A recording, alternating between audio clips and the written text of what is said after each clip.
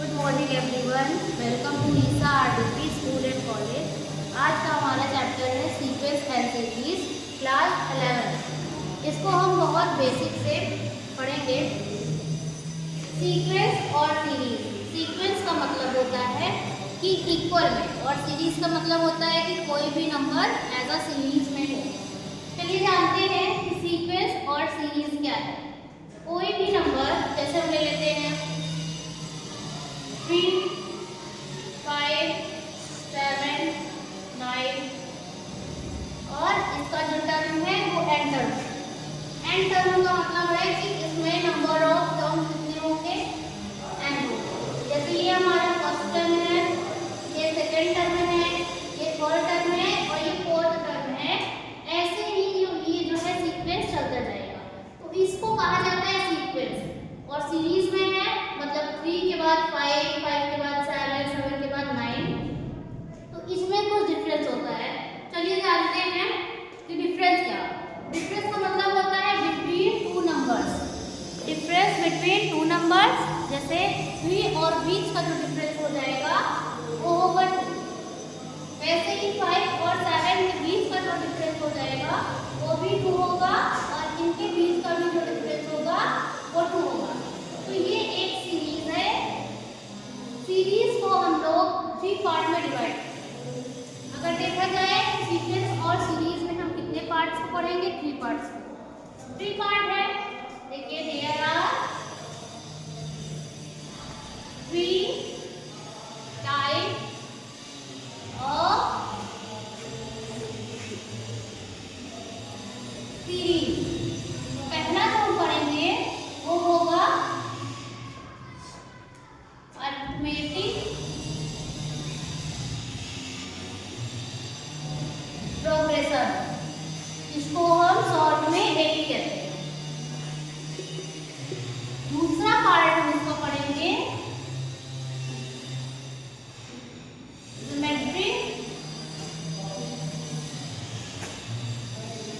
Progression, इसको short में GP कहा जाता है। और तीसरा पार्ट इसका आता है हार्मोनिक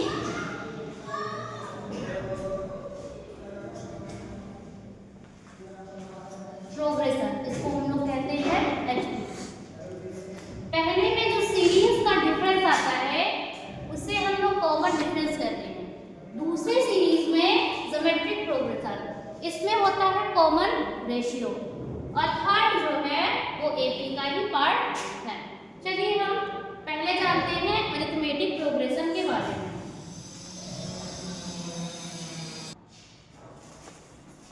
चलिए हम इसका पहला पार्ट पढ़ेंगे एपी, इसको अरिथमेटिक प्रोग्रेशन कहा जाता है। फर्स्ट पार्ट है इसका अरिथमेटिक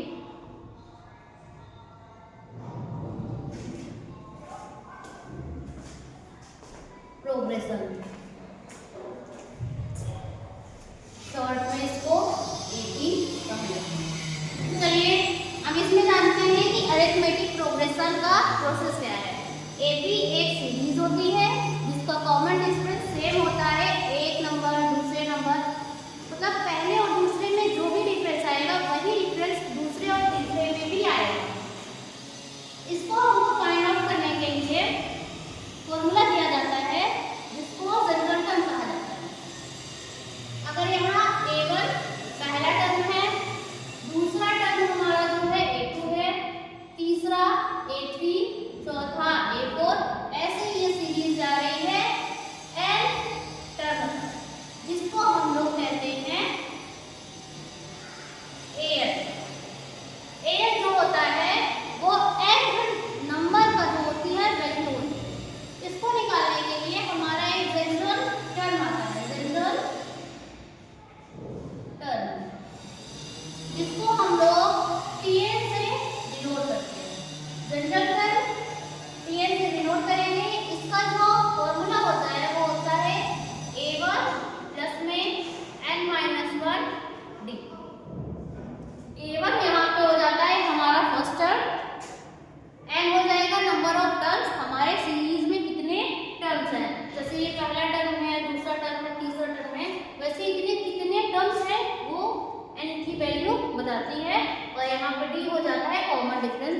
पहले बताया जा चुका है कि तीसरे और दूसरे के बीच में जो भी डिफरेंस होगा वो बिटवीन टू नंबर्स सारे नंबर्स के बीच में उतना ही डिफरेंस आएगा।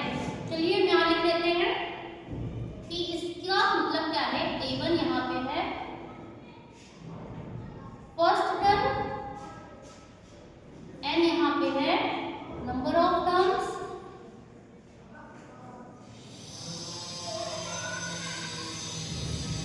और D यहाँ पे है कॉमन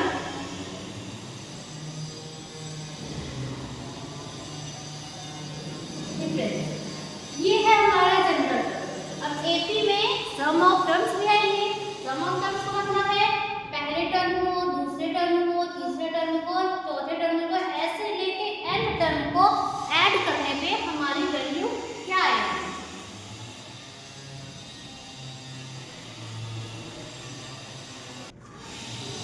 चलिए अब सीरीज में जानेंगे कि पहले टर्म को, दूसरे टर्म को, तीसरे टर्म, चौथे टर्म ऐसे लेके n नंबर ऑफ टर्म का सम क्या होगा। हम कैसे इसका सम फाइंड आउट करेंगे। तो इसमें इसके दो फॉर्मूले आते हैं। जैसे अगर हम लिखते हैं कि सम ऑफ n टर्म, इसको हम लिखते हैं Sn इक्वल टू, पहला हमारा फॉर्मूला है n/2 2a plus n-1 d।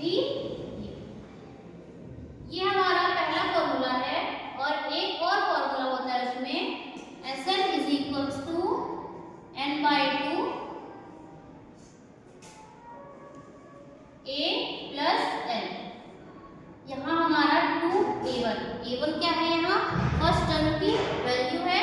वैसे ही यहाँ पे ये फर्स्ट टर्म की वैल्यू है, n यहाँ पे है last term of the series. चलिए यहाँ पे लिख दिया जाए। यहाँ a1 की जो वैल्यू है ये है फर्स्ट टर्म, n की जो वैल्यू है वो है नंबर ऑफ टर्म्स,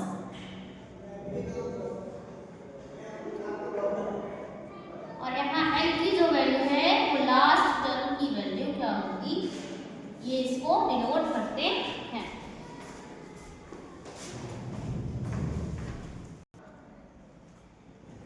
चलिए ये हमारा फर्स्ट क्वेश्चन है जिसमें इसका जनरल टर्म दिया गया है। Tn की वैल्यू दी गई है 2n-3/6। इससे हम लोग सीक्वेंस का हर एक वैल्यू फाइंड आउट कर पाएंगे। अगर देखा जाए तो ये वैल्यू हमको दे दिया है जनरल टर्म की।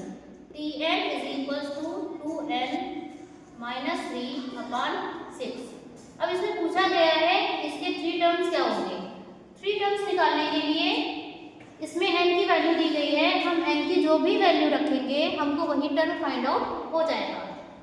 जैसे इसमें पहले का तीसरा टर्म पूछा है, इसका मतलब ये पूछ रहा है कि n की वैल्यू 1, 2 और 3।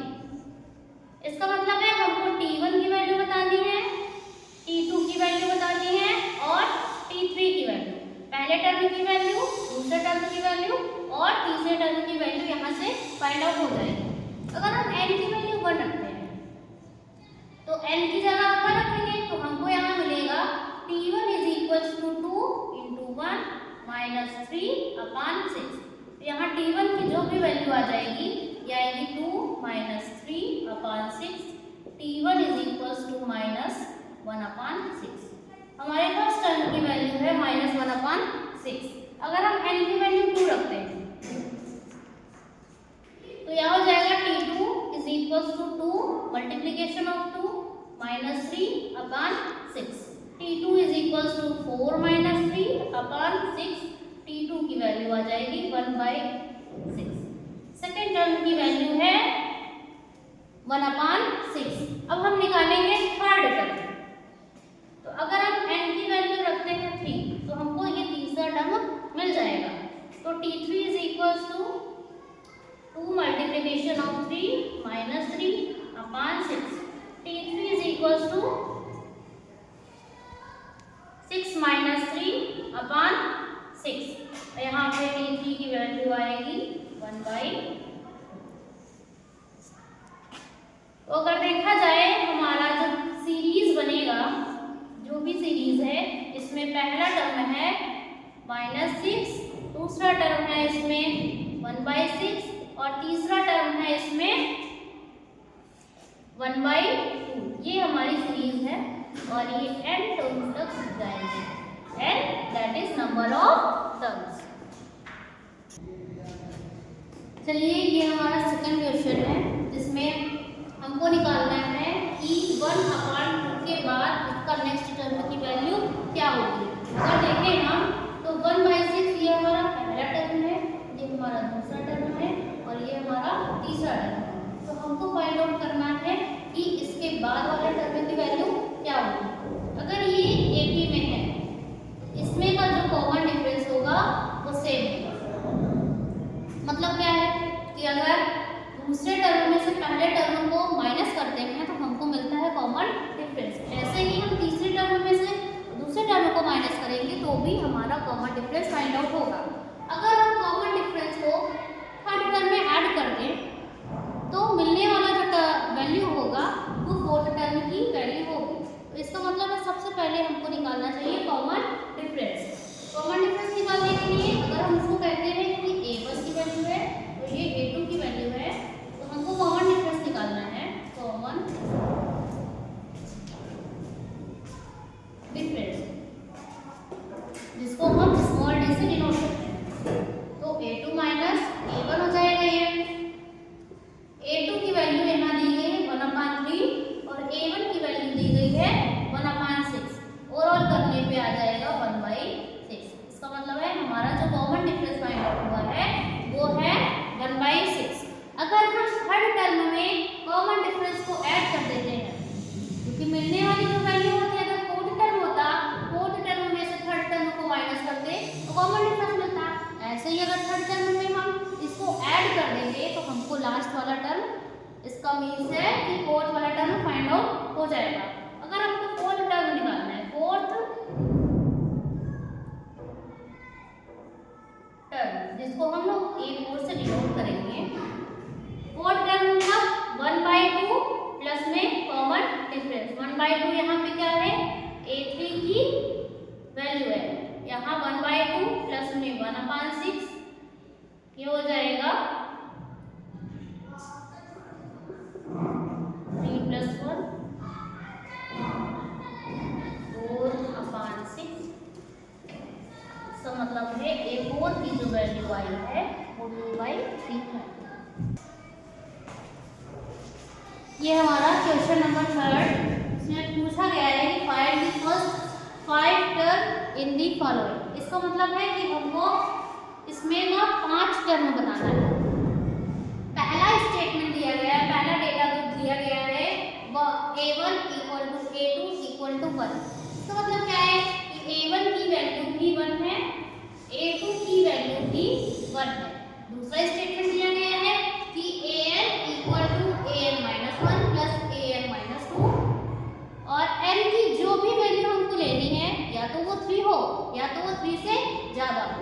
मतलब क्या है कि n > 3 होना चाहिए। 3 भी ले सकते हैं और 3 से ज़्यादा भी ले सकते हैं। an यहाँ पे हमारा दिया गया है जनरल टर्म दिया गया, an = AN-1 + n-2। ये है हमारा जनरल टर्म जिसको हम लोग n टर्म भी बोलते हैं। अगर हमको वैल्यू निकालनी है, A1 भी पता है और A2 भी पता है। अब हमको वैल्यू निकालनी है A3 से। A3 निकालने के लिए हम n की वैल्यू पुट करेंगे 3, इसमें जनरल टर्म है। A3 = जहाँ भी n लिखा है वहाँ पे हमको वैल्यू रखनी है 3। 3 - 1 प्लस में A 3 - 2। A3 = A2 + A1। A3 = A2 + A1। क्या हुआ, A2 और A1 की वैल्यू फाइंड आउट है। A1 की वैल्यू 1 है और A2 की भी वैल्यू 1 है। A2 की वैल्यू 1, A1 की वैल्यू 1, A3 की वैल्यू मिलेगी। तो हमारा जो थर्ड टर्म की वैल्यू है वो है 2। अब हम इसी से निकालेंगे फोर्थ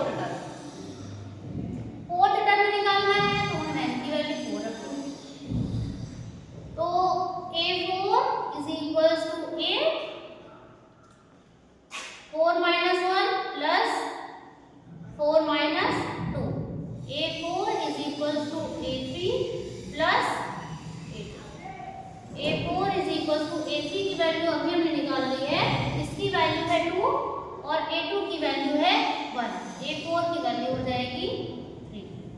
और लास्ट हमको पूछा गया है A5 की वैल्यू फाइंड आउट करनी है, तो इसमें हम n की वैल्यू रखेंगे 5, n की वैल्यू 5 रखेंगे, तो A5 is equals to A5 minus 1, A5 minus 2, A5 is equals to A4 plus में A3। A5 की वैल्यू यहाँ आ जाएगी, A4 की वैल्यू भी हमने निकाली है, इसकी वैल्यू है 3 और A3 की वैल्यू भी 2, तो यहाँ A5 की